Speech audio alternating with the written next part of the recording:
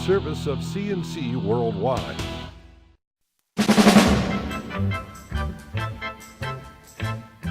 The Daily is a service of CNC News and Jib Jab Greetings. I am Bud Lowell. The full AccuWeather forecast is right across the top of every CNC local news page. Eastman Kodak Company has filed its long-awaited reorganization plan. If it's approved, 40 million shares of new stock will be issued, and all current Kodak shares will become worthless. That's one provision of the 78-page plan filed Tuesday night with the U.S. District Bankruptcy Court in New York City. It's basically a blueprint for dividing the interests that are owed money by Kodak into different classes and spelling out which classes get paid back and how much. Only the top two classes, priority and secured creditors, can hope to get their money back in full. The 40 million new Kodak shares will be used to pay off those debts in place of cash. Current shareholders who see their stock canceled won't get anything in return. The rest of the document covers how the new and smaller Kodak will be organized and will choose its new board of directors. It also lays out procedures for resolving disputes. Kodak Chairman and CEO Antonio Perez says this represents a major milestone in the reorganization. This initiates our emergence process, he says. Perez said Kodak now has a clear path forward. Kodak's creditors of record now get to vote on whether or not to accept this plan.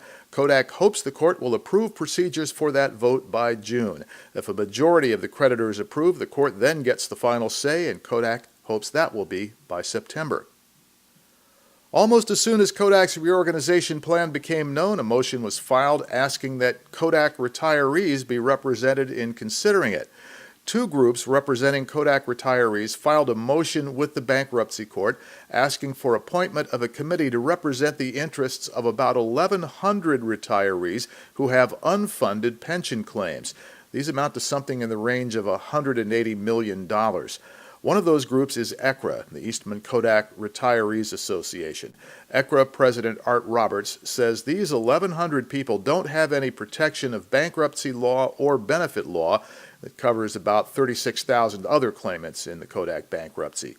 Roberts says ECRA has tried other ways of getting some help for these particular retirees, but they've been rebuffed by Kodak, by the official retiree committee, the unsecured creditors committee, and the U.S. trustee. The affected retirees had their benefits terminated the day Kodak filed for bankruptcy more than a year ago. The issue appears to be that nobody agrees on the value of their claim or even on how to calculate it. A high-speed police chase from 3 different angles. That took up most of the first day of shooting in downtown Rochester for The Amazing Spider-Man 2 as the Flower City met Hollywood. The scene involved the NYPD chasing a tow truck with a hijacked armored car and smashing the whole lot through a police roadblock. Here's how a YouTuber caught it from his office window. Cars wrecked and sent spinning across Main Street near the convention center. And here's another street-level view, also caught by a YouTuber on their phone. The filming shifts east along Main Street on Wednesday. Check the city webpage once again, Facebook and Twitter pages for updates. Generally, Main Street will be closed from Exchange Boulevard to East Avenue on Wednesday. Pedestrian access will only be allowed during breaks in the filming. Police or identified production staff will direct people when it's okay for them to walk across. Wednesday afternoon, you can add East Avenue to the mix. It closes Main to Scioto.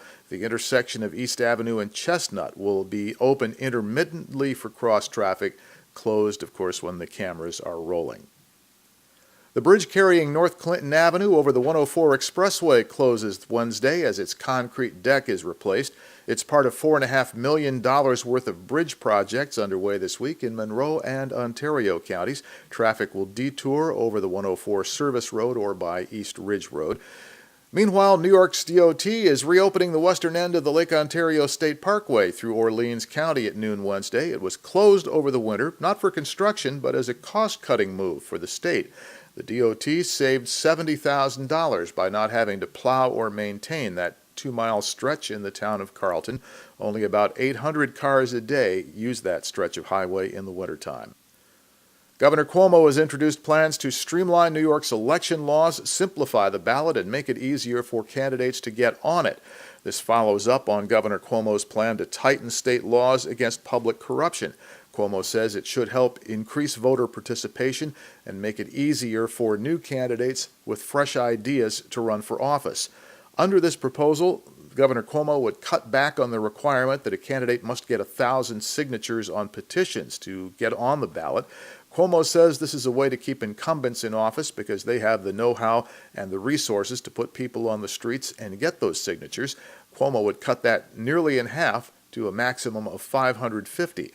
As for the rest, 16 and 17-year-olds would be able to pre-register to vote either at school or the DMV, and they'd be registered automatically when turning 18. Also, state law now closes voter registration 25 days before an election. The governor would cut that down to 10. Opening statements are taking place in the trial of Devontae Lively for the murder of 17-year-old Larry Butler a year ago. The 21-year-old man is accused of killing the East High School student in the basement of his grandmother's home in Arundecoit, then dumping her body in a neighbor's swimming pool. It took Monday and Tuesday to seat the jury. The trial began Wednesday morning. If convicted, Lively faces a minimum 25-year prison term, maximum of life. The Wayne County Sheriff's Office says a Sodus man is charged with endangering the welfare of a child after he threw his infant son at his girlfriend.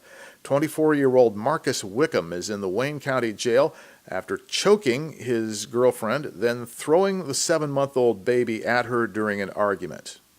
Links to these and other stories are to the left of the player window in this brave new world of digital and cell phone and social media journalism. And to the bottom of the page, speaking of social media, links you can use to post news updates directly to us or tell us about the great cell phone video you've caught and you have up on YouTube. So the next news is as it happens, the updates are as necessary, and I'm Bud Lowell, CNC News.